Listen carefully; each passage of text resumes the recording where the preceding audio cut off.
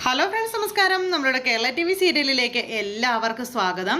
അങ്ങനെ ശ്രുതി അശ്വിൻ്റെ മുഖത്ത് നോക്കി തനിക്ക് പറയാനുള്ള കാര്യങ്ങളെല്ലാം വിളിച്ചു പറഞ്ഞ് അങ്ങനെ താൻ ഇനി ആ കമ്പനിയിൽ ഒരു രീതിയിലും അഡ്ജസ്റ്റ് ചെയ്ത് പോകാൻ തയ്യാറല്ലെന്നും അശ്വിൻ്റെ കീഴിൽ ജോലി ചെയ്യാൻ തയ്യാറല്ലെന്നുമുള്ള കാര്യങ്ങളും പറഞ്ഞറിയിച്ചു.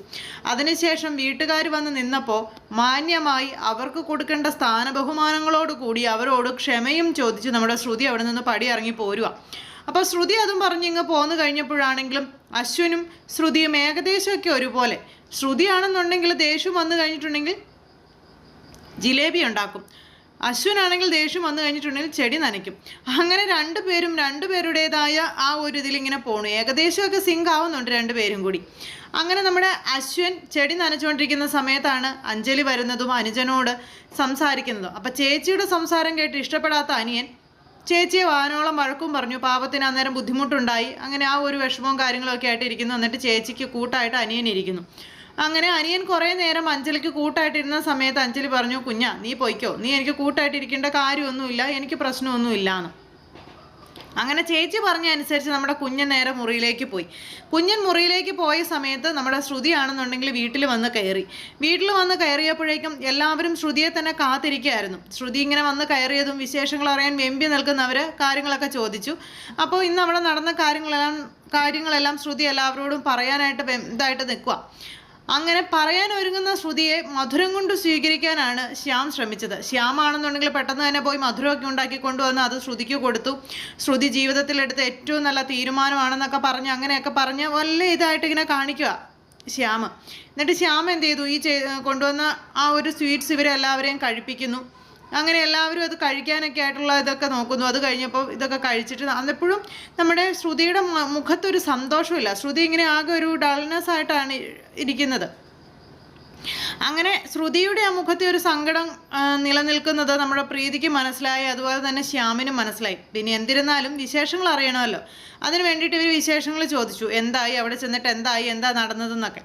അപ്പം നമ്മുടെ ശ്രുതിയുള്ള കാര്യങ്ങൾ പറഞ്ഞു. ആദ്യം ഞാൻ ഓഫീസിലേക്ക് പോകാമെന്നാണ് വിചാരിച്ചത്. അവിടെ ചെന്ന് അയാളുടെ കൈകളിലേക്ക് ഇത് കൊടുക്കാമെന്ന് വിചാരിച്ചു. പിന്നെ ഞാൻ ചിന്തിച്ചു, അയാളോട് നേരിൽ കണ്ട് അയാളോട് 2 വർത്തമാനം പറയണം. അങ്ങനെ പറയാതെ ഞാനത് കൊടുത്തിട്ട് പോരുന്നത് ഒരിക്കലും എനിക്ക് ചേരുന്ന പണിയല്ല, അതുകൊണ്ട് അത് ചെയ്യണം. എന്നിട്ട് ഞാൻ നേരെ അയാളുടെ വീട്ടിൽ പോയി അവിടെ ചെന്ന് റെസിഗ്നേഷൻ ലെറ്റർ മുഖത്ത് വലിച്ചെറിഞ്ഞു കൊടുത്ത് കാര്യങ്ങളെല്ലാം ഞാൻ പറഞ്ഞു എന്നുള്ളത്. അപ്പം അങ്ങനെ പറഞ്ഞു. പിന്നെ വീട്ടുകാർ വന്നതും തുടങ്ങിയ കാര്യങ്ങളൊക്കെ പറഞ്ഞു. അപ്പം അതൊക്കെ കേട്ട് വീട്ടുകാരുടെ കാര്യം കേട്ട് കഴിഞ്ഞപ്പോൾ പിന്നെ ശ്യാം മിണ്ടുന്നില്ല കേട്ടോ. ശ്യാം ഒന്നും മിണ്ടാതെ ഇങ്ങനെ നിൽക്കുക. അങ്ങനെ ഇവർ തമ്മിൽ സംസാരിച്ച് ആ ഒരു സന്തോഷത്തിൽ ഇങ്ങനെ നിൽക്കുന്നു. അപ്പോൾ ശ്രുതി അന്നേരം സന്തോഷിക്കുന്നില്ല. ഇനിയിപ്പോൾ ഒന്നും പേടിക്കണ്ടല്ലോ, എൻ്റെ മോൾക്ക് ഒരുത്തരെയും പേടിക്കേണ്ട കാര്യമില്ലല്ലോ, എൻ്റെ മോള് ധൈര്യമായിട്ടിരിക്കുക, ഒരു പ്രശ്നങ്ങളും ഉണ്ടാകില്ല. ആ സാറിന് ഒരു പ്രശ്നത്തിനും എൻ്റെ മോൾക്കരികിലേക്ക് വരില്ല. ഇനി അയാളെക്കുറിച്ച് നീ ചിന്തിക്കേ വേണ്ട. അശ്വിൻ എന്ന് പറയുന്ന ആ ഒരു അധ്യായം നിൻ്റെ ജീവിതത്തിൽ കഴിഞ്ഞു. ഇനി നീ അതിനെപ്പറ്റി ഒന്നും ചിന്തിക്കേണ്ട ആവശ്യമില്ല എന്നുള്ള കാര്യമൊക്കെ പറഞ്ഞു. അങ്ങനെ അതൊക്കെ കേട്ട് ശ്രുതി ഇങ്ങനെ നിൽക്കുന്നുണ്ടെങ്കിലും ശ്രുതിയുടെ മനസ്സ് ഇപ്പോഴും അവിടെയാണ്, അശ്വിൻ്റെ അരികിലാണ്. എന്നിട്ട് ശ്രുതി ഒന്നും മിണ്ടാതെ റൂമിലേക്ക് കയറിപ്പോയി. തൻ്റെ ബാഗ് അവിടെ വെച്ച് ബാഗിൽ നിന്ന് എന്തോ എടുക്കാനായിട്ട് നോക്കുമ്പോഴേക്കും ശ്രുതിയുടെ കൈകളിൽ ആ ഒരു താക്കോലുണ്ടായിരുന്നു. അതായത് അശ്വിൻ കൊടുത്തിരുന്ന ക്യാബിൻ്റെ താക്കോൽ. ആ താക്കോൽ ശ്രുതി ഇങ്ങനെ എടുത്ത് പിടിച്ചു നോക്കും. അപ്പോൾ ഈ താക്കോൽ തൻ്റെ കയ്യിലായിപ്പോയി, അത് കൊടുക്കാൻ പറ്റിയില്ല.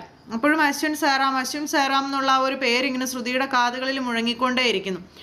ശ്രുതിയുടെ കയ്യിൽ ആ ഒരു ഇതുമായിട്ട് ശ്രുതി അവിടെ ഇരിക്കുന്ന സമയത്താണ് നമ്മുടെ അശ്വിനാണെന്നുണ്ടെങ്കിൽ റൂമിലേക്ക് ചെന്നിങ്ങനെ അവിടെ ചെന്ന് ഓരോ സാധനങ്ങൾ എടുക്കുന്നത്. അപ്പോൾ അശ്വിൻ അത് എടുത്ത സമയത്ത് ശ്രുതിയുടെ കൈകളിൽ ആ മാലമുത്ത് അത് കയ്യിലേക്ക് കിട്ടി. പെട്ടെന്ന് തന്നെ അത് കിട്ടിക്കഴിഞ്ഞപ്പോഴത്തേക്കും അശ്വിൻ്റെ മനസ്സിലേക്ക് വേഗം ശ്രുതിയുടെ ചിന്തയാണ് വന്നത്.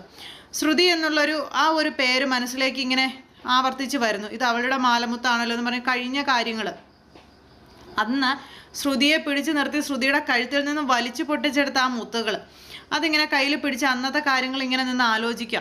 അപ്പോൾ ഒരു രീതിയിലും എത്രയൊക്കെ അകറ്റാൻ ശ്രമിച്ചിട്ടും വെറുക്കാനോ അകറ്റാനോ ഒന്നും കഴിയാത്ത രീതിയിൽ അങ്ങനെ നമ്മുടെ അശ്വിനും അങ്ങനെ പെടാപ്പാട് പെട്ട് നിൽക്കുന്നു. അത് കഴിഞ്ഞപ്പോൾ റൂമിൽ ചെന്നിട്ട് ഈ ഒരു താക്കോല് കണ്ട നമ്മുടെ ശ്രുതിയുടെ മൈൻഡ് മൊത്തത്തിൽ അങ്ങോട്ട് ബ്ലോക്കായി. ശരിക്കും പറഞ്ഞിട്ടുണ്ടെങ്കിൽ അശ്വിനെക്കുറിച്ചുള്ള ചിന്ത മാത്രമായി ആ ഒരു മനസ്സിൽ. അങ്ങനെ ആ ഒരു ചിന്തയുമായിട്ട് നമ്മുടെ ശ്രുതി നിൽക്കുന്നു. പിന്നെ ഒന്നിനും ഒരു ചുറുചുറുക്കുമില്ല, ഒരു സന്തോഷവുമില്ല, ഒരു ഉഷാറില്ലാതൊക്കെ നിൽക്കുന്ന സമയത്ത് അനുജത്തിയെ കണ്ടതും ചേച്ചിക്ക് കാര്യം മനസ്സിലായി. ചേച്ചി വേഗം തന്നെ അന്നേരം ചോദിച്ചു, നിനക്ക് എന്താ പറ്റിയത്? നിന്റെ മുഖത്ത് എന്തോ ഒരു വിഷമം, നിനക്കെന്താ? നീ എന്താ ഇപ്പോഴും അവിടുത്തെ കാര്യം ആലോചിച്ചുകൊണ്ട് നിൽക്കുകയാണെന്ന് ചോദിച്ചപ്പോൾ, അതല്ലേ ചേച്ചി, എൻ്റെ കയ്യിൽ അവിടുത്തെ ഒരു കീ പെട്ടുപോയിട്ടുണ്ട്, അപ്പോൾ അതെനിക്ക് തിരിച്ചു കൊടുക്കണമെന്ന് പറഞ്ഞു.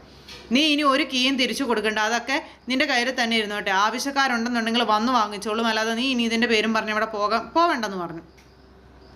മോളെ, നിന്റെ ജീവിതത്തിൽ നിന്നും അടർന്നു വീണ ഒരു അധ്യായമാണ് അശ്വിൻ സായിറാമും അയാളുടെ കമ്പനിയും ഒക്കെ.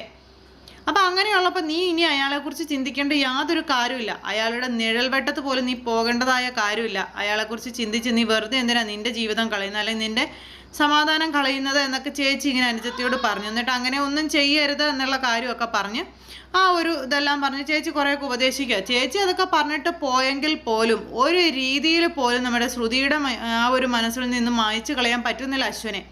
അതുപോലെ തന്നെ അശ്വിനും അതെ, ശ്രുതിയെ മായ്ച്ചു കളയാൻ പറ്റുന്നില്ല. രണ്ടുപേരും അവിടെ ഇവിടെ ഇരുന്ന് ഇങ്ങനെ അയവർക്കുക പഴയ കാര്യങ്ങളെല്ലാം.